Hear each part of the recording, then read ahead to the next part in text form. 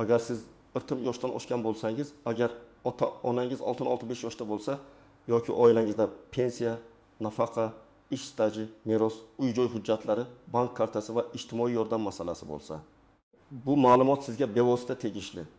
Men bugun ko'pchilik kech bilib qolayotgan, lekin vaqtida tushunib olmasa jiddiy zarar keltirishi mumkin bo'lgan yangi tartib va qonuniy o'zgarishlarni oddiy tilda tushuntirib beraman. Gap shunchaki yana bir yangilik haqida emas. Gap sizning pensiyangiz, yillab yig'ilgan stajingiz, qonuniy daromadingiz, nafaqangiz va davlat xizmatlaridan foydalana olish imkoniyatingiz haqida ketmoqda. Videoni oxirigacha ko'ring. Chunki men sizga kimlar xavotir olish kerak, kimlar xotirjam bo'lishi mumkin, qaysi hujjatlar hozirdan tekshirilishi shart, qayerga murojaat qilish kerak va eng muhimi, qanday xatolar odamlarni puldan, vaqtida tayinlanadigan pensiyadan yoki ijtimoiy yordamdan mahrum qilishi mumkinligini aniq misollar bilan aytaman. Kanalga hoziroq obuna bo'ling, like bosing. Chunki bunday ma'lumotlar odatda kech tarqaladi. Odam esa muammo eshikni taqillatganda harakat qilishga majbur bo'ladi. Oldin ko'p masalalar qog'oz hujjat bilan hal bo'lardi. Masalan, odam ish stajini mehnat daftarchasi orqali ko'rsatardi. Ish haqi haqida eski korxonadan ma'lumotnoma olib kelardi. Pensiya tayinlashda arxivdan hujjat qidirardi. Uy-joy yoki meros masalasida mahalla, notarius, kadastr, bank va boshqa tashkilotlar orasida yurardi. Ko'p hollarda men falon yil ishlaganman, menda mehnat daftarchasi bor, korxona yopilib ketgan bo'lsa ham guvohlar bor degan gaplar amaliyotda muhim bo'lardi. Endi esa tartib asta-sekin boshqacha yo'nalishga o'tdi. Davlat xizmatlari elektronlashmoqda, pensiya va nafaqa tayinlashda, soliq va ish haqi ma'lumotlarda, tibbiy va ijtimoiy himoya tizimida. Kadastr va notarial amaliyotlarda bazalar bir-biri bilan bog'lanmoqda. Ya'ni qog'ozda bor, lekin elektron bazada yo'q ma'lumot ko'p holatda muammo keltirib chiqarishi mumkin. Men aynan mana shu joyni alohida ta'kidlayman. Xavf shundaki, odam o'zini hammasi joyida deb o'ylaydi. Ammo pensiyaga chiqish, nafaqa olish, meros rasmiylashtirish yoki kompensatsiya talab qilish payti hujjatda nomuvofiqlik chiqib qoladi. Eng ko'p xavf 40-35 yosh oralig'idagi odamlarda. Nega? Chunki bu yoshdagilar hayotining katta qismi eski tizimda o'tgan. Kimdir sovxozda ishlagan, kimdir korxonada, kimdir bozorda norasmiy savdo qilgan. Kimdir chet elga chiqib ishlagan, kimdir oilaviy sabab bilan yillar davomida rasmiy ish joyisiz qolgan. 20 yoshli yigitning hamma ma'lumoti yangi bazalarda shakllanayotgan bo'lishi mumkin. Ammo 55 yoshli odamning 1995 yildagi staji, 2002 yildagi ish haqi, 2010 yildagi mehnat shartnomasi yoki 2015 yildagi sug'urta to'lovi bazada to'liq aks etmagan bo'lishi mumkin. Avval odam pensiya yoshiga yaqinlashganda hujjat yig'ishni boshlardi. Ko'pchilik 58 yoki 59 yoshga kirganda yoki erkaklar 60 yoshga yaqinlashganda mehnat daftarchasini ko'tarib yurardi. Korxona ishlayotgan bo'lsa yaxshi, arxiv bor bo'lsa yaxshi, rahbarlar tanisa yaxshi. Lekin korxona tugatilgan bo'lsa, nomi o'zgargan bo'lsa, arxiv boshqa tumanga ketgan bo'lsa yoki hujjatlar saqlanmagan bo'lsa, odam sudga, arxivga, sobiq hamkasblar iziga tushardi.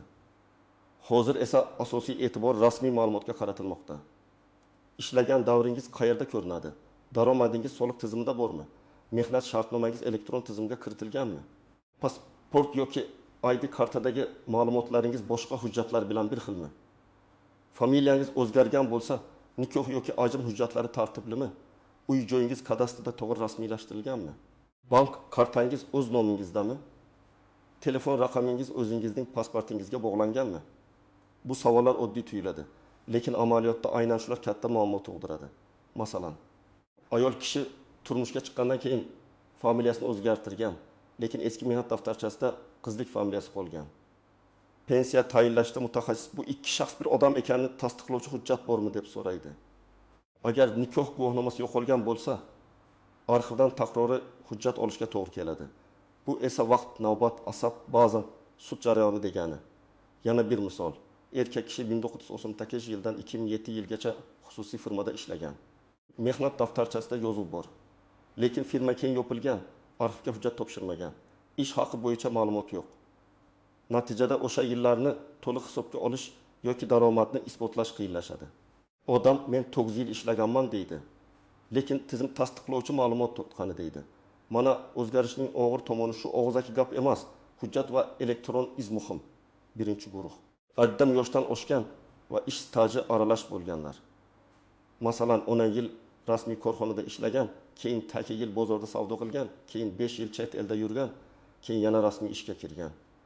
Bunday odamning pensiya hisobida bo'shliq bo'lishi mumkin. Men bundaylarga hozirroq staj tarixini tekshirishni maslahat beraman. Pensiyaga 15 yil bor deb o'ylamang. Hujjatdagi xato bugun topilsa, uni tuzatish osonroq. Oladin yoshda topilsa, hamma joyga shoshilinch yugurasiz. Ikkinchi guruh, eski mehnat daftarchasi bor, lekin oxirgi yillarda rasmiy ishlamaganlar. Ayniqsa erkaklarda ustachilik qilaman, taksi qilaman, qurilishda ishlayman. Fermerga yordam beraman degan holatlar ko'p. Daromad bor, lekin rasmiy hujjat yo'q. Ertaga pensiya miqdori hisoblanganda savol tug'iladi. Siz qancha vaqtdan sug'urta badali yoki soliq to'lagansiz? Rasmiy ish haqingiz qayerda ko'ringan? Agar hammasi norasmiy bo'lsa, yillab mehnat qilgan bo'lsangiz ham hisob kitobda u to'liq aks etmasligi mumkin. Uchinchi guruh ayollar. Ayniqsa farzand parvarishi bilan uzoq vaqt uyda bo'lgan, keyin rasmiy ishga qaytmagan yoki turmush o'rtog'ining daromadiga tayanib yashagan ayollar. Men ayollarga alohida aytaman. Sizning hujjatlaringiz tartibli bo'lishi kerak. Tug'ilganlik guvohnomalari, nikoh guvohnomasi, familiya almashganini tasdiqlovchi hujjatlar, diplom, mehnat daftarchasi, ishga kirish va bo'shash buyruqlari hammasi bir joyda saqlansin. Chunki pensiya jarayonida bular mayda qog'oz emas, pulga ta'sir qiladigan dalilga aylanadi. 4-guruh 6-35 yoshdagi ota-onalar. Ko'p keksa odamlar, bolam, men hech narsani bilmayman, sizlar bilasizlar deb o'tiradi. Ularning telefon raqami boshqa birov nomida bo'lishi mumkin. Bank kartasini farzandi ishlatishi mumkin. Pensiya kartasi PIN kodini qo'shnisi bilishi mumkin. Bu juda xavfli. Hozir ko'p xizmatlar SMS, identifikatsiya, bank tizimi orqali bog'lanadi. Agar telefon raqami o'z nomida bo'lmasa, kerakli xabar kelmaydi. Agar karta begona qo'lda bo'lsa, pul yo'qolsa isbotlash qiyin bo'ladi.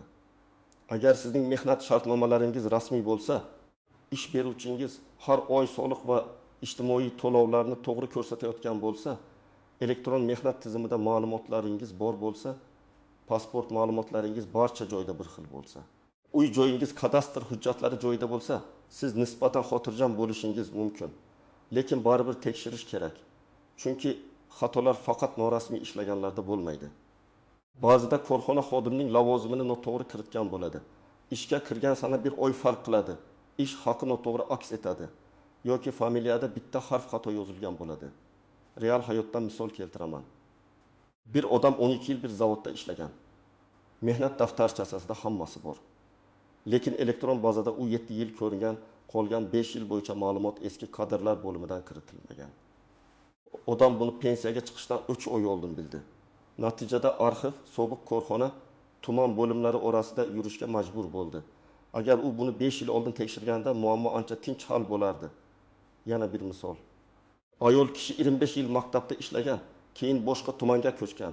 Diplomda ismi Gulnora, pasportda Gulnoza tarzida xato ketgan. Ko'p yillar hech kim e'tibor bermagan. Pensiya hujjati yig'ilganda esa bu farq muammo bo'lib chiqdi. Bitta harf yoki bitta sana odamni haftalab yugurtirishi mumkin. Shu sabab men har doim aytaman, hujjatdagi mayda xato mayda oqibat bermaydi. Birinchi nozik joy stajni isbotlash. Ko'pchilik mehnat daftarcham bor-ku deb o'ylaydi. Ha, mehnat daftarchasi muhim. Lekin undagi yozuv aniq, muhr tushunarli imzo bor. Ishga kirgan va bo'shagan sana to'liq bo'lishi kerak. Agar muhr xira bo'lsa, korxona nomi o'qilmasa, buyruq raqami bo'lmasa, savol tug'ilishi mumkin. Ayniqsa 90 yillar va 2000 yillar boshidagi yozuvlarda bunday muammolar ko'p uchraydi. Ikkinchi nozik joy, ish haqi. Pensiya faqat stajga emas, daromad ma'lumotlariga ham bog'liq bo'lishi mumkin. Agar siz bir davrda yuqori maosh olgan bo'lsangiz, lekin u rasmiy ko'rsatilmagan bo'lsa, hisob-kitobda foydasi tegmasligi mumkin. Masalan, odam amalda oyiga 5 million so'm olgan, lekin hujjatda minimal ish haqi ko'rsatilgan. Ertaga pensiya hisobida tizim hujjatdagi raqamga qaraydi, og'za kelishuvga emas. Shuning uchun bugundan boshlab ish beruvchidan maoshingiz rasmiy ko'rsatilishini talab qilish kerak. Uchinchi nozik joy, chet elda ishlagan davrlar. Ko'p o'zbekistonliklar Rossiya, Qozog'iston, Koreya, Turkiya yoki boshqa davlatlarda ishlagan. Agar u yerda rasmiy ishlagan bo'lsangiz ham hujjatlarni saqlash kerak. Mehnat shartnomasi, patent, ruxsatnoma, soliq to'lovlari, ish beruvchi ma'lumotnomasi, bank orqali tushgan maosh izlari. Har bir davlat bilan tartib boshqacha bo'lishi mumkin. Shuning uchun chet elda yurgan yillarni keyin ko'ramiz deb tashlab qo'ymang. Keyin ish beruvchi topilmaydi, firma yopiladi, ma'lumot olish qiyinlashadi. 4-chi nozik joy ijtimoiy yordam va nafaqalarda oilaviy daromadini bog'lash. Bugun ko'p xizmatlarda oilaning daromadi, mulki transporti, bankdagi harakati, rasmiy ish holati tekshirilishi mumkin. Bu nimani anglatadi? Agar siz haqiqatan yordamga muhtoj bo'lsangiz, hujjatlaringiz to'g'ri bo'lishi kerak. Agar nomingizda siz foydalanmaydigan mashina qolib ketgan bo'lsa, eski uy sizning nomingizda turgan bo'lsa, yoki bank kartangizdan boshqa odam katta pul aylantirayotgan bo'lsa, tizim sizni boyroq deb baholashi mumkin.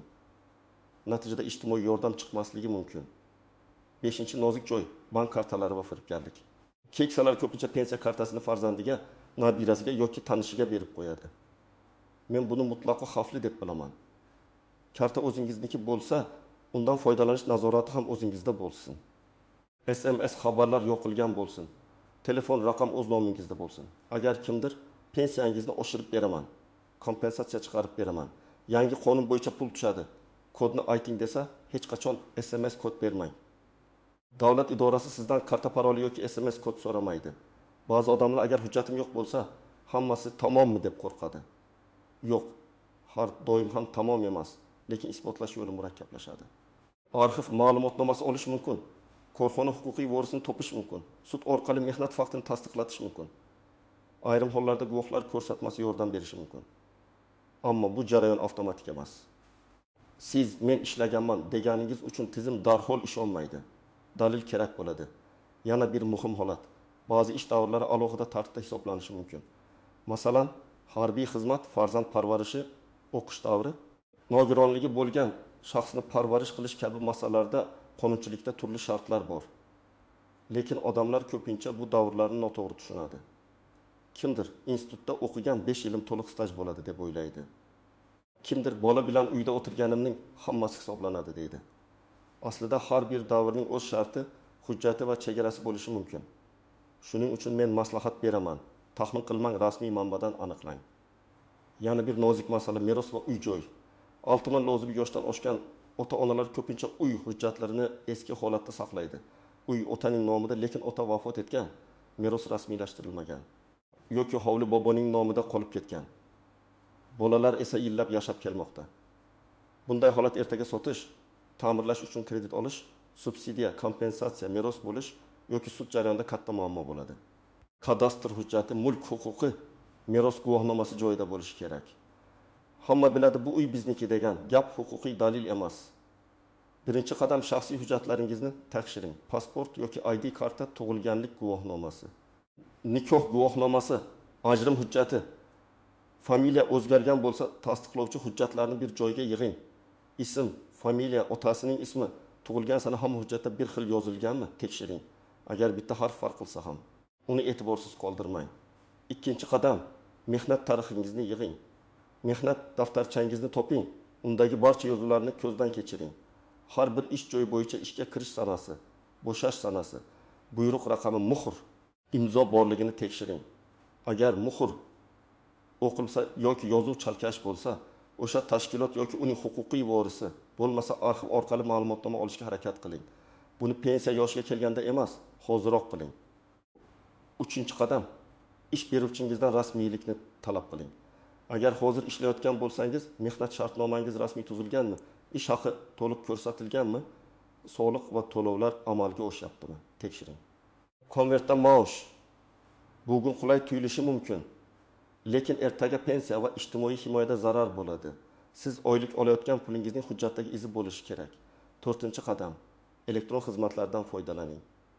Yagona interaktiv davlat xizmatlari portali, soliq organlarining shaxsiy kabinetlari, My.gov, Uz kabi rasmiy xizmatlar orqali o'zingiz haqingizdagi ma'lumotlarni tekshirish mumkin bo'lgan joylarni ko'ring. Agar internetdan foydalanishga qiynalsangiz, farzandingizdan, ishonchli yaqin insondan yordam so'rang, lekin parollarni hammaga bermang. Davlat xizmatlari markaziga borib ham ma'lumot olish mumkin. 5-qadam. Ota-onangizning hujjatlarini tartibga keltiring. Ularning ID kartasi, pensiya guvohnomasi, bank kartasi, telefon raqami, uy hujjatlari, nikoh hujjatlari, mehnat daftarchasi qayerda ekanini biling. Lekin bulardan hamma narsani tortib olish degani emas, aksincha ularni himoya qilish degani. Keksalar ko'pincha firibgarlarga ishonib qoladi. Ularga oddiy qilib tushuntiring. Hech kimga SMS kod aytilmaydi, karta rasmiy yuborilmaydi, notanish havolaga bosilmaydi. 6-qadam. Mulk va kadastrni tekshiring. Uy, yer, kvartira, dala, hovli, avtomobil kimning nomida? Kadastr hujjatlari yangimi? Meros rasmiylashtirilganmi? Agar ota yoki ona vafot etgan bo'lsa, meros ochilganmi? Notariusga o'z vaqtida murojaat qilinganmi? Bu savollarni oilada gapirish ba'zan noqulay, lekin kech qolish undan ham og'ir. Oilaviy janjallarning katta qismi aynan hujjat vaqtida rasmiylashtirilmagan uchun kelib chiqadi. 7-qadam. Arxiv va tashkilotlarga yozma murojaat qiling. Agar sizga eski ish joyidan ma'lumot kerak bo'lsa, og'zaki so'rab yuravermang. Ariza yozing. Arizada to'liq ism, familiyangiz, tug'ilgan sanangiz, ishlagan taxminiy davringiz, lavozimingiz, korxona nomi, kerakli ma'lumot turi aniq ko'rsatilsin. Masalan, 1996-yil mart oyidan 2004-yil iyun oyigacha ishlagan davrim bo'yicha ish staji va ish haqi ma'lumotnomasini berishingizni so'rayman deb yozing. Arizadan nusxa olib, qabul qilinganini tasdiqlatib qo'ying. 8-qadam. Hujjatlarni raqamlashtiring. Har bir muhim hujjatning telefoningizda yoki fleshkada skan nusxasi bo'lsin. Lekin uni begona odamlarga yubormang. Pasport, karta, setir, JSHR, kadastr, notarial hujjatlar juda sezgir ma'lumotlar. Ularni faqat rasmiy idoraga yoki ishonchli mutaxassisga zarurat bo'lganda ko'rsating. 9-qadam. Agar xato topsangiz, darhol tuzating. Familiya xato bo'lsa, FHDga organiga, kadastr xatosi bo'lsa, kadastr idorasiga. Mehnat ma'lumotida muammo bo'lsa, ish beruvchi yoki arxivga, soliq ma'lumotida nomuvofiqlik bo'lsa, soliq organiga murojaat qiling. Har bir murojaatni yozma qiling, javob raqamini saqlang. Ertaga kelarsiz degan og'zaki javob bilan cheklanib qolmang. 10-qadam. Murakkab holatda yurist yoki mutaxassis bilan maslahatlashing. Ayniqsa sud orqali stajini tasdiqlash, meros nizosi, kadastr xatosi, qarzdorlik, pensiya hisob kitobi bo'yicha kelishmovchilik bo'lsa, o'zingiz taxmin bilan harakat qilmang. Bir noto'g'ri ariza keyin ishni cho'zib yuborishi mumkin. Birinchi xato hali vaqt bor deyish. 45 yoshdagi odam pensiya haqida o'ylamaydi. Lekin aynan 45 yoshda hujjatni to'g'rilash oson. 60 yoshda esa har bir kun qimmat bo'ladi. Pensiya tayinlanishi kechiksa odam oylik daromadsiz qolishi mumkin. Ikkinchi xato. Norasmiy daromadga ko'nikish. Bugun qo'lga ko'proq pul olgandek bo'lasiz, lekin ertaga hujjatda daromadingiz past ko'rinadi. Bu nafaqat pensiya, balki kredit olish, subsidiya, ijtimoiy yordam, hatto ayrim huquqiy masalalarda ham ta'sir qiladi. 3-xato. Hujjatlarni boshqa odam qo'liga berish. Ayniqsa keksa odamlar pasportini, kartasini, telefonini boshqalarga berib qo'yadi. Keyin kredit rasmiylashtirilsa, pul yechib olinsa yoki firibgarlik bo'lsa, isbotlash oson emas. 4-xato. Merosni kechiktirish. Akam bilan gaplashib olamiz, singlim rozi. Uy baribir bizniki deb yillar o'tadi. Keyin kimdir vafot etadi, kimdir chet elga ketadi, kimdir fikridan qaytadi, hujjat esa chigallashadi. Mulk masalasi faqat ishonch bilan emas, hujjat bilan hal qilinadi. 5-xato. Rasmiy xabarlarni o'qimaslik. Ba'zi odamlar SMS, portal xabari, davlat idorasi javobini e'tiborsiz qoldiradi. Hozir ko'p jarayonlarda muddat muhim.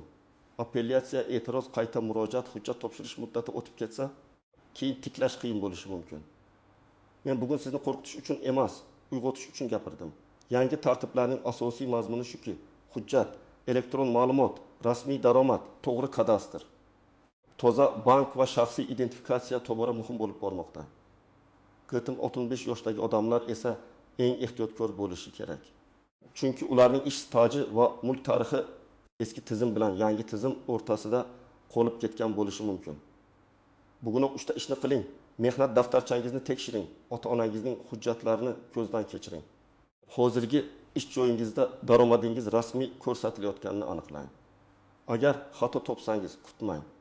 Davlat xizmatlari markaziga boring, arxivga ariza yozing, ish beruvchidan ma'lumot oling. Kerak bo'lsa, mutaxassis bilan maslahat qiling. Sizningcha bu yangi tartiblar odamlar hayotini yengillashtiradimi yoki aksincha ko'pchilikni qiynab qo'yadimi? Fikringizni izohlarda yozing. Agar oilangizda kirim yoshdan oshganlar, pensioner ota-onalar yoki hujjat masalasida qiynalayotganlar bo'lsa, bu videoni ularga ham yuboring.